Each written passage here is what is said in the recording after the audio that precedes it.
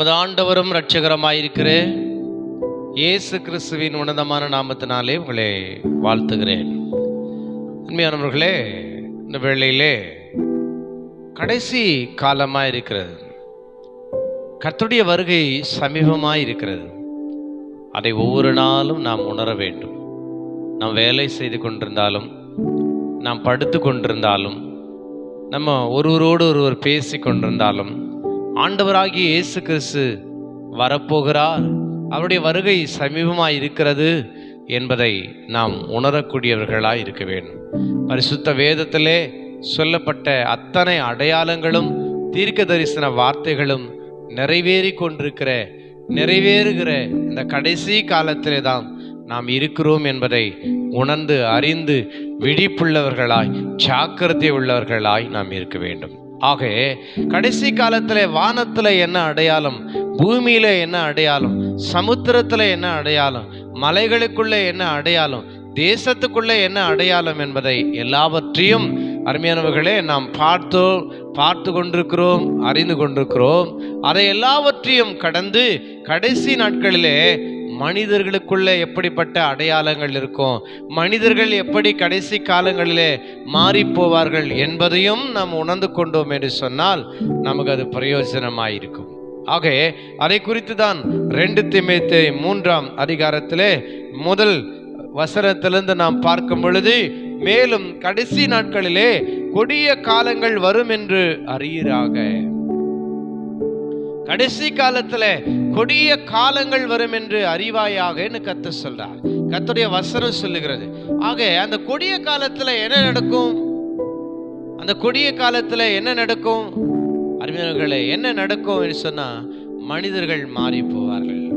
எப்படி மாறுவார்கள்? எப்படிப்பட்ட குணத்தோடு மாறி போவார்கள்? எப்பொழுது நாம் இது கடைசி காலம் என்று உணர்ந்து கொள்ள வேண்டும் என்று சொன்னால், மனிதர்கள் இப்படி மாறிக்கொண்டிருக்கிறார்கள் என்றால் இது கடைசி காலம். எப்படி என்றால், எப்படி எனில் மனுஷர்கள் தற்பிரியராயும் பணப்பிரியராயும் வீம்புக்காரராயும் அகந்தையுள்ளவர்களாயும் தூஷிக்கிறவர்களாயும் தாய் தகப்பன்மாருக்கு கீழ்ப்படியாதவர்களாயும் நன்றி அறியாதவர்களாயும் பரிசுத்தம் இல்லாதவர்களாயும் சுபாவ அன்பில்லாதவர்களாயும் இணங்காதவர்களாயும் அவதூறு செய்கிறவர்களாயும் இச்சை அடக்கம் இல்லாதவர்களாயும் கொடுமையுள்ளவர்களாயும் நல்லோரை பகைக்கிறவர்களாயும் துரோகிகளாயும் துணிகரம் உள்ளவர்களாயும் இருமாப்புள்ளவர்களாயும் தேவ பிரியராய் இராமல் சுகபோக பிரியராயும் தேவ பக்தியின் வேஷத்தை தரித்து அதன் பலனை மறுதளிக்கிறவர்களாய் இருப்பார்கள். இப்படிப்பட்டவர்களை நீ விட்டு விலகு. இப்படிப்பட்டவர்களை நீ விட்டு விலகு. எவ்வளோ நாம் இந்த சமூகத்தில் கவனமாய் இருக்க வேண்டும் தேவனுடைய பிள்ளைகள் என்பதை நீங்கள் யோசித்து பாருங்கள். நாம் இப்படிப்பட்ட குணாதிசயத்தோடு இருப்போம்னு சொன்னால் தயவு செய்து அதிலிருந்து நாம் வெளியேற ஆண்டுடைய சமூகத்தில் நாம் உதவி கேட்போம், ஜெபிப்போம். ஆனால் இப்படிப்பட்டவர்கள் விட்டு நாம் விலக வேண்டுமே தவிர இப்படிப்பட்டவர்களோடு நாம் அருமையானவர்களை ஒன்றிணையக்கூடாது. அருமையானவர்களே, ஆக இது கடைசி காலம். இங்கே அநேக 20 குணங்களை சொல்லப்பட்டிருக்கிறது. இந்த குணங்களோடு தான் இன்றைக்கு மனிதர்கள் எல்லாமே மாறிக்கொண்டிருக்கிறார்கள். எப்படிப்பட்ட கொடூரமான கொடிய குணங்கள் உள்ளவர்களாக அநேகர் மாறிக்கொண்டிருக்கிற இந்த காலகட்டத்தில் தேவ பிள்ளைகளே, இன்றைக்கு நாம் பரிசுத்தம் உள்ளவர்களாய், இரக்கம் உள்ளவர்களாய், தெய்வ பக்தி உள்ளவர்களாய், அருமையானவர்களே பக்தியின் வேஷத்தை தரிக்கிறவர்களாய் அல்ல, தேவ பக்தி உள்ளவர்களாய், இன்றைக்கு தாழ்மையுள்ளவர்களாய், அன்புள்ளவர்களாய், கிருபை உள்ளவர்களாய், தயவுள்ளவர்களாய், அருமையானவர்களே பரிசுத்தம் உள்ளவர்களாய், உண்மையுள்ளவர்களாய், நீதி உள்ளவர்களாய் நாம் அநேக சூழ்நிலையில் நாம் ஜீவிக்க வேண்டும். இன்னைக்கு இந்த கடைசி காலத்துல கொடிய காலத்தில் நாம் இருக்கிறோம். இப்படிப்பட்ட கொடிய காலங்கள் வந்திருக்கிறது. நாம் கவனம் உள்ளவர்களாக இருக்கிறோம். மனுஷன் தற்பிரியம் பணப்பிரியம்.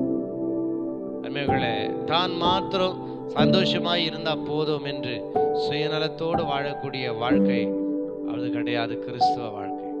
பண ஆசை எல்லா தீமைக்கும் வேறாயிருக்கிறது என்று வேறு சொல்லுகிறது. அந்த பண ஆசையோடு வாழக்கூடிய வாழ்க்கை இல்லை கிறிஸ்துவ வாழ்க்கை. வீம்புக்காரர்களாய் இல்லை அருமையானவர்களே கிடையாது. அகந்தையுள்ளவர்களாய் தூஷிக்கிறவர்களாய் இப்படி இந்த குணங்களோடு கிடையாது. இந்த குணங்களை தாண்டி ஆண்டவர் நமக்கு கற்றுக் கொடுக்கிற, சொல்லி கொடுத்திருக்கிற அற்புதமான குணங்களோடு, இல்லையா, அபூர்வமான குணங்களோடு, விசேஷமாய் கர்த்தருடைய அச்சடையாளங்களை நாம் தரித்தவர்களாய் தேவ சமூகத்தில் காணப்பட வேண்டும். இன்றைக்கு ஒவ்வொரு மனிதர்களை நாம் பார்க்கிற வேலையில நாம் உயர்ந்து போகிறோம், ஆச்சரியப்படுகிறோம், பயப்படுகிறோம். இப்படிப்பட்ட குணங்களோடு மனிதர்கள் ஏன் இருக்கிறாங்க? இப்படிப்பட்ட நன்றியற்ற உணர்வுகளோடு எப்படி இருக்கிறாங்க? மனிதர்கள் ஏன் எப்படி மாறிக்கொண்டிருக்கிறார்கள் என்று நாம் வியந்து போய் கொண்டிருக்கிறோம், ஆச்சரியப்பட்டு கொண்டிருக்கிறோம், பயந்து போயிருக்கிறோம், கலங்குகிறோம். தேவ பிள்ளைகளே, இவை எல்லாமே ஆண்டவராகிய இயேசு கிறிஸ்துவினுடைய வருகைக்கான அடையாளமாய் இருக்கிறது.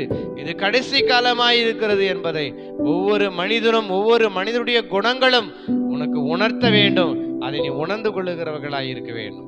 அதை கடந்து நம் மனம் நொந்து போகாதபடி, உடைந்து போகாதபடி, சோர்ந்து போகாதபடி, ஆண்டவராகிய இயேசு கிறிஸ்துவின் வருகையிலே மனிதர்கள் இப்படிதான் இருப்பார்களா என்பதை நாம் ஆராய்ந்து, ஆண்டவரே உம்முடைய வருகைக்கு என்னை நான் ஆயத்தப்படுத்திக் கொள்ள எனக்கு உதவி செய்யும் என்று சொல்லி அவனுடைய வருகையை எதிர்நோக்கி காத்து கொண்டிருக்கிறவர்களாய் இருக்க வேண்டுமே தவிர நாம் மனநொந்து சோர்ந்து போகிறவர்களாய் இருக்கக்கூடாது. ஆக பிரியமானவர்களே, கர்த்தருடைய வருகை சமீபமாக இருக்கிறது. இந்த கொடிய காலகட்டத்தில் தான் நாம் இருக்கிறோம். இந்த கொடிய காலகட்டத்தில் தான் இருக்கிறோம். ஆக ஜாக்கிரதையாயிருப்போம், விழிப்புள்ளவர்களாயிருப்போம், ஆயத்தமாயிருப்போம். கர்த்தர் நம்மை நிச்சயமாய் ஆசீர்வதிப்பார். God bless you. God bless you.